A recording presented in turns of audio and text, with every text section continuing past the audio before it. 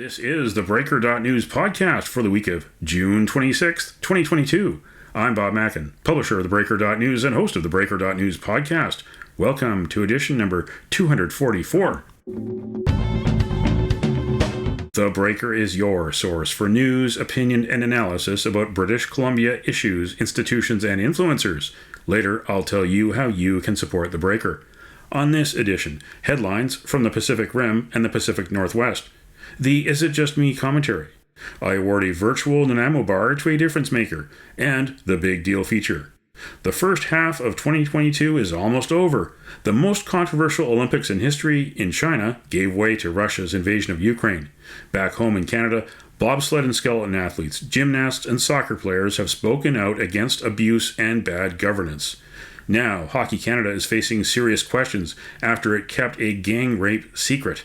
My guest, Rob Koehler of Global Athlete, looks at what's wrong with Canada's sports system and how it can be fixed. But first, is it just me?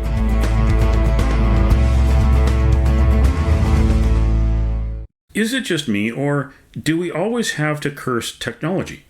Sometimes we're reminded how it makes the world a smaller place and connects human beings. Take this story, for example. On the first day of summer, Port Coquitlam, BC's Peter Vogel had an out-of-this-world conversation. He's a retired physics and information communications technology teacher at Notre Dame Secondary in Vancouver. He's a columnist with BC Catholic and a keen watcher of space and flight and an amateur radio operator. He had an out-of-this-world experience. Peter, describe what happened this week when you were able to communicate to someone out of this world. Thank you very much, Bob. Yes, it was literally out of this world, or above the earth, shall we say. As a ham radio operator, I've learned to operate relay signals through satellites, but actually reaching an astronaut on the International Space Station, longtime goal of mine. I had actually never heard one before, but Tuesday I heard Kjell Lindgren, American astronaut, loud and clear. As the space station passed over Metro Vancouver, I put out a call on my little ham radio. Was initially missed, but on the third try, loud and clear when we made a contact. 53 Victor Hotel Foxtrot, this is anyone SS, astronaut Kjell Lindgren. Welcome over to the International Space Station. Thank you. God bless. 7-3. VE7AFV here, Charlie November 89 Vancouver, NA1SS. Again for anyone SS, Vancouver. VE7 Alpha Foxtrot Victor, Charlie November 89 Vancouver. VE7 AFV, this is anyone SS. Welcome aboard the International Space Station. QSL. Well, I knew the ISS was coming up, so I had actually gone out into the backyard, actually into the back lane, where I had a little better view of that particular pass, and I attached an antenna to my little handheld radio so that I could better beam or focus my signal. And basically, I just interrupted what I was doing for 10 minutes as the station passed across. And right at mid-pass, so at maximum altitude, and this was a perfect, what we call 90-degree pass, I made contact. I put out my call sign 3 times. Initially, astronaut Lindgren said, come again, Vancouver. And then he heard my call sign and he said, welcome aboard the ISS. So in the ham radio field, that counts as a completed contact. Very few of us can afford a ticket on one of Elon Musk's, Jeff Bezos's, or Richard Branson's rockets. So having your voice travel all the way from home to space might be the next best thing. Well, that's how I felt about it, for sure. Had a lifelong fascination with space. Since my father took me outside as a child to see Echo 1, which was the first man-made object visible from space broadly across the entire world, a 30-meter reflective balloon. And so, yeah, this is part of a culmination of that. The astronauts on the ISS are all trained ham radio operators, and the ham radio operation part is part of the educational component of the ISS funding. Now, your face has also been in space. That was quite by chance. again, someone saw that I post a lot about space and satellites and so forth. And this particular person was a payload specialist for the ISS. I believe he was based in Utah, and he put out a tweet saying, would anyone like their photo displayed on a laptop in the payload reception area on the ISS? So I couldn't resist that. Sent up a photo of me with a telescope, and a few hours later, he sent back a confirmation taken with a camera on the ISS, showing my face, as it were, aboard the ISS. Where can people follow you and your endeavors, your discoveries, and your keen observations of what's above us here in the Lower Mainland, whether it is planes, rockets, satellites, or just the weather? Probably best is my Twitter feed. It links to most other things, and I post quite a bit, as you've alluded to there. And my Twitter feed is simply my name at twitter.com. So Peter Vogel, no space. And yeah, it's been a great platform for me. Well, thanks again to Peter Vogel for joining us on the Breaker.news podcast. Thank you, Bob. What do you think? Email Bob at theBreaker.news.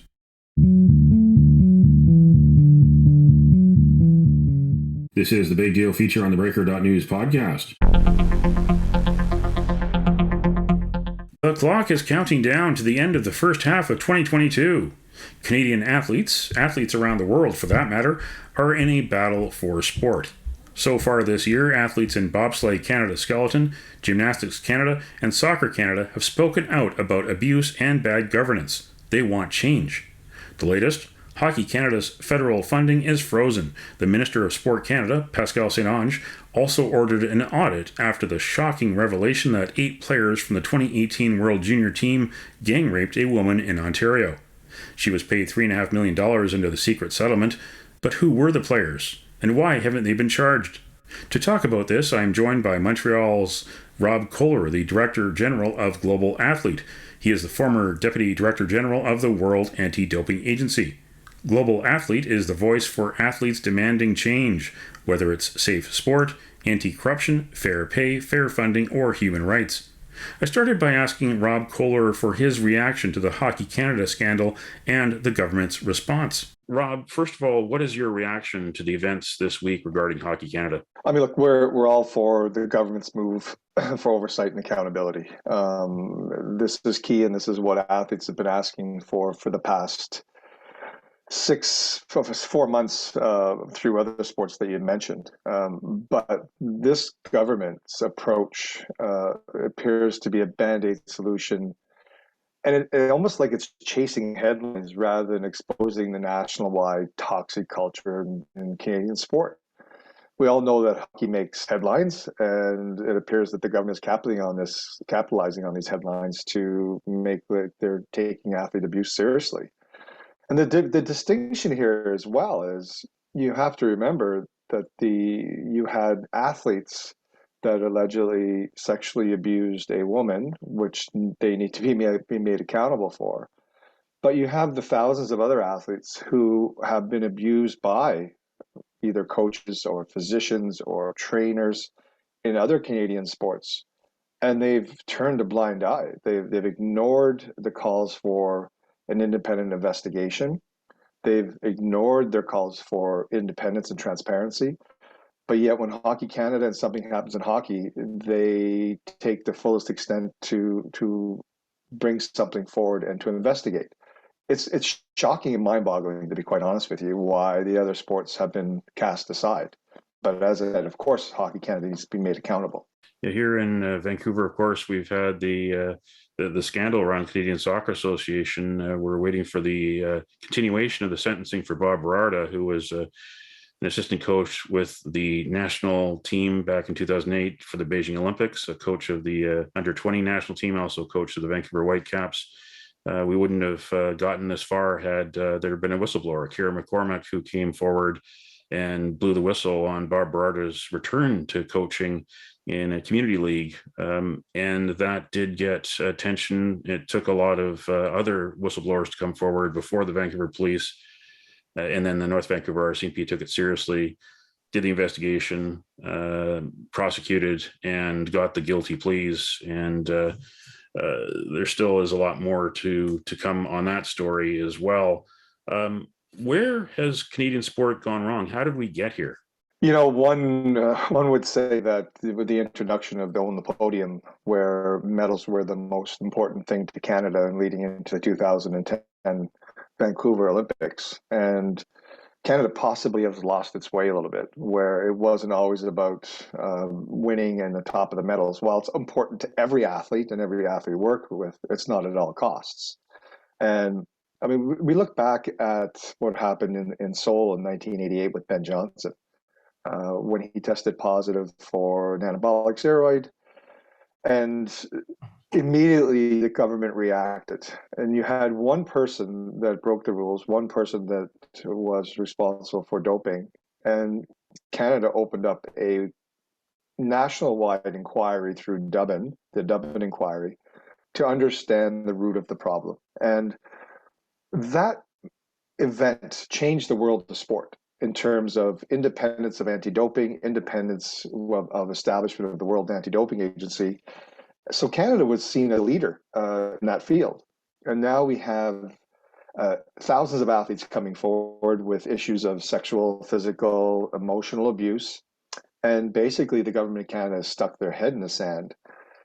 And what's that done is send a message to every single athlete that's come forward, every whistleblower that's come forward. It's actually silenced them even further, because if you're going to speak up and the government of Canada is not going to react similar to what they did for the Dublin inquiry, it sends a message to the athletes that their voices don't matter. And to us, there's an opportunity here for Canada to lead the way in understanding safe sport and understanding how to create a better safe sport. And you cannot do that until you learn from the past to develop the future. As I said before, it's mind-boggling to think that the government continues to ignore these calls. And that's what needs to change, is they need to understand every step of the way on where sport has let down athletes and abuse was allowed to carry on. From national sport federations to provincial sport organizations, that all needs to be exposed. There have been calls for an independent World Sport Integrity Agency to uphold safe sport and anti-corruption. I asked my guest, Rob Koehler of Global Athlete, if he would support a sister organization to the World Anti-Doping Agency. Yeah, I think it's something that needs to be established moving forward. I think a debate needs to be had whether you put all of those issues into one organization, and whether that's the wise thing to do. When you look at athletes that have come forward with safe sport allegations and allegations of abuse, the system that's been developed thus far, it has a way of victimizing the victim continuously. And speaking not only in Canada, but the safe sport in the US. We've talked to victims that every time they're interviewed and brought through these processes, it's a re-victimization. It's not believing. It's asking questions that are not appropriate. So you're finding people that are not trauma-informed investigating these allegations. So I think it's a very sensitive area that needs to be dealt with properly. And as I said, before developing something internationally, we need to understand where athletes sit in these situations, what they have reported, how it's been managed, and how sport organizations have dealt with these complaints. Because there are serious problems on how it's being dealt with. And athletes generally aren't believed when they first come forward and are seen as complaints or complainers. And further to that is they're afraid to speak up because retribution is rule. They're seen as troublemakers for coming forward. It's a complex issue, but it's not that hard to deal with if you're willing to be open, transparent, and really willing to get to the bottom of the issues. Sport can no longer protect itself. It's so insular. There's too many people wearing the same hats, and everyone's trying to protect their jobs. And the athletes always get left behind. It's a crucial moment. The FIFA World Cup is coming to Toronto and Vancouver in 2026, and a Vancouver bid is under exploration for the 2030 Winter Olympics. All of this while sport governance and integrity are far from ideal in Canada. One idea, the late Andrew Jennings suggested that freedom of information, that there should be more transparency, legislated transparency, so we know how that money travels through the sports organization, who gets paid what and how much. if we knew more about that, as well as how they made decisions, then a lot of this may either be prevented or be cut off before it gets to be a problem. What do you think about that? If the federal government was to mandate that to all Canadian sport organizations and other countries around the world should do the same? I think you're bang on. I mean, the major issue here is the lack of transparency. For some reason, sport thinks it has its own rule of law. They solve problems by committee and by establishing commissions where they're hidden, they're non-transparent, and they're not open to the public. And every other part of society, when we have, whether it's criminal cases, people can go to courts and listen and hear what's happening in terms of justice. And sport seems to have its own rule of law. And that's where I think if we saw any of these issues happening in schools in Canada, people would be fired, people would be removed from their positions, and there would be accountability. But it happens in sport, it's left behind closed doors with decisions and recommendations being produced and never really being delivered upon.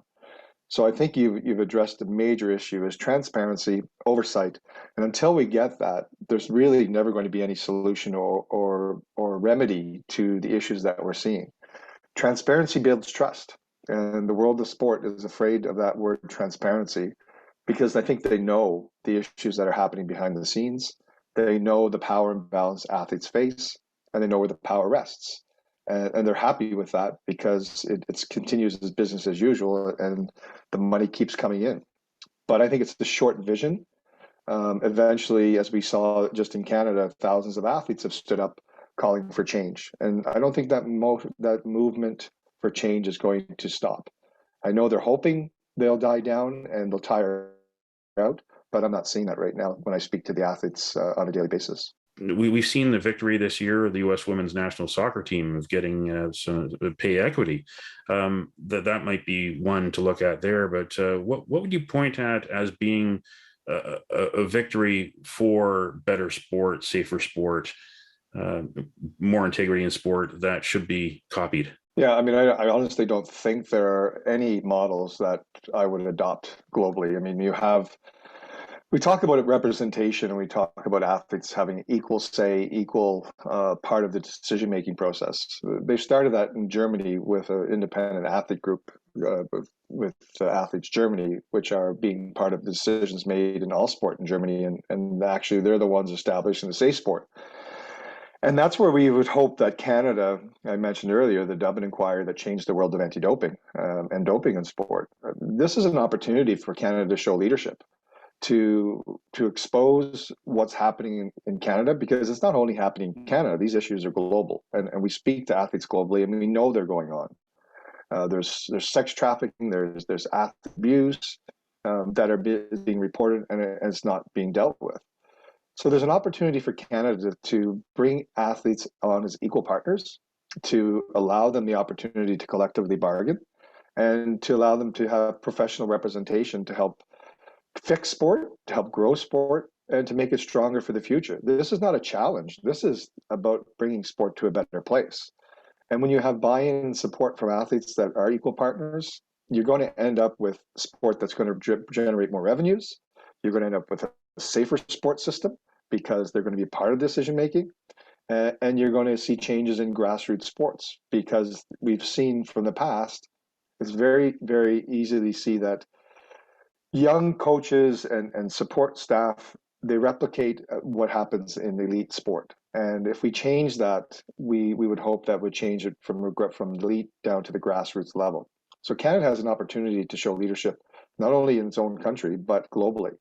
But for some reason, this government has, as I said, stuck their head in the sand and focused on establishing committees and commissioners instead of dealing with the root problem. And finally, this has also been a year of change. In 2021, federal laws legalized sports gambling, single event sports wagering. That has led to an explosion in 2022 of advertising. There's more money around there. There's a lot of questions about what this might mean for vulnerable individuals, whether it might be gambling addiction, but also the integrity of the game. That's at the end of the day, people want to trust that athletes are being treated fairly, and also what they see when they watch sport is true sport. It is not fixed in any way. What are the ramifications of this? Can the integrity of the game be protected? I think there's major concerns for it. Match fixing, in-game match fixing was a major concern when we looked at before gambling was legalized, in-game betting was legalized, and it was happening internationally. I mean, when you have sports that pay, if you look at tennis, for example, the top 50 end up generating some revenues, but if you're 100th in the world, you're probably not making very much. So you're a very vulnerable person in that sport, recognizing that you can lose a serve or you can double fault, and it would be in-game match fixing. So the concern is that it will make athletes more vulnerable because they are not equal partners, and because there isn't a large distribution of the funds that are brought in. So the rich keep getting richer, and the lower level athletes who are barely getting by are struggling to survive. So we have concerns with how the legalization of sport gambling has come in. We could have concerns that there hasn't been major oversight and integrity checks and really evaluating in-game betting. There are some sports that have done it and are doing it, but it's very limited. It needs to improve because, again, we make athletes vulnerable to mafia and to the ones that are bringing revenues behind the scenes. Not just sponsors that are open, but there's billions of revenues being made through mafia, through in-game betting. Well, thanks again for joining us on the Breaker.news podcast. Rob Koehler, Director General of Global Athlete. Rob, how can people out there find out more about Global Athlete and support Global Athlete? Yeah, our website is globalathlete.org. We can follow us on Twitter at Global Athlete HQ. And any information's there if you'd like to support us or if you have comments on anything that's going on. In addition to any athlete that wants to come forward and speak to us about issues they have, we have an open policy and we respect transparency, but also confidentiality of anyone that comes forward to us. That was my guest, Rob Koehler of Global Athlete. What do you think? Email bob@theBreaker.news.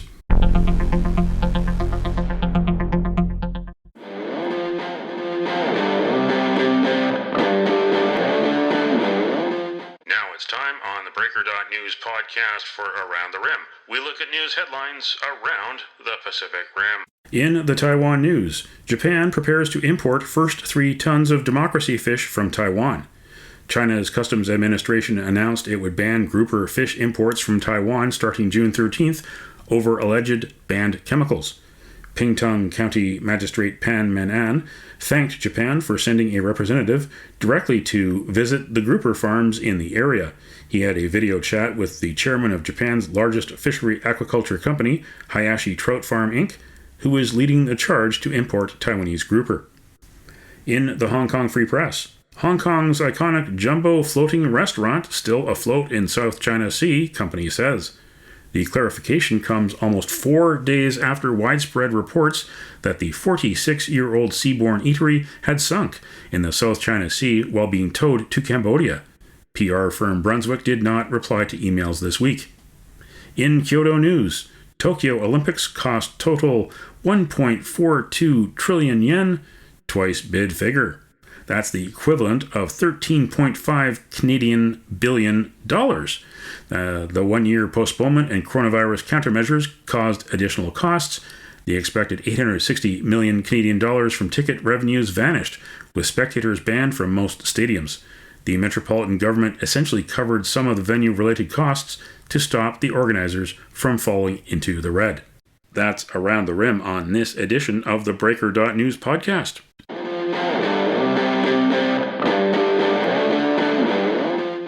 It's time on the Breaker.news podcast for Cascadia Calling.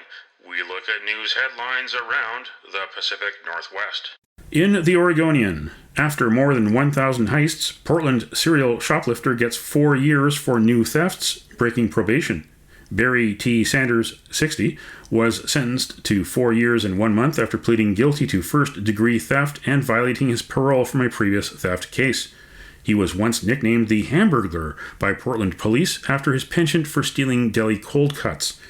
Defense attorney Thomas Dwyer, however, noted that retailer Fred Meyer's parent company announced a $1 billion stock buyback the same month as Sanders' arrest.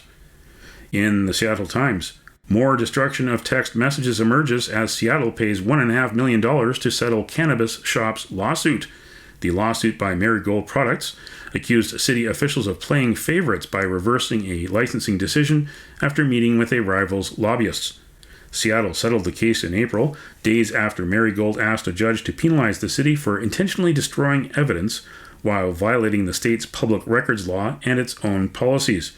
Last year, a whistleblower revealed that ex-mayor Jenny Durkin's office deleted 10 months of texts, including during the 2020 riots. In Czech news, it's quite shocking. Growing forest protest camp sets up in Nittinat, defying First Nations. Chiefs from the Dididat, Hawaiiat, and Pachidat First Nations faced off against protesters who were wearing masks and camouflage on Thursday as an illegal encampment and blockade grew in Dididat territory near Nittinat. We ask that you clean up your mess, pack up, and leave as soon as possible, said Dididat's elected chief Brian Tate. Some protesters told Czech News that they have been given permission from Indigenous elders in the community to defend their forest. That's Cascadia calling on this edition of the Breaker.news podcast. Don't matter what color you are, 'cause love will conquer hate, so you won't stand alone, you won't stand alone.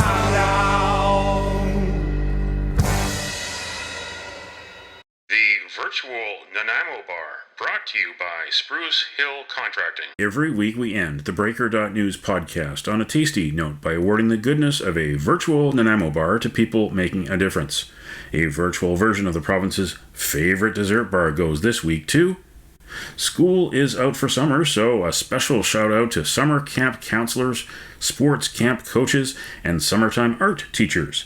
Even those summer school teachers, the people that keep kids busy until school returns in September. You can nominate someone for a virtual Nanaimo bar. Send me an email to bob@theBreaker.news. Spruce Hill Contracting, custom homes and renovations. Find more information at sprucehill.ca.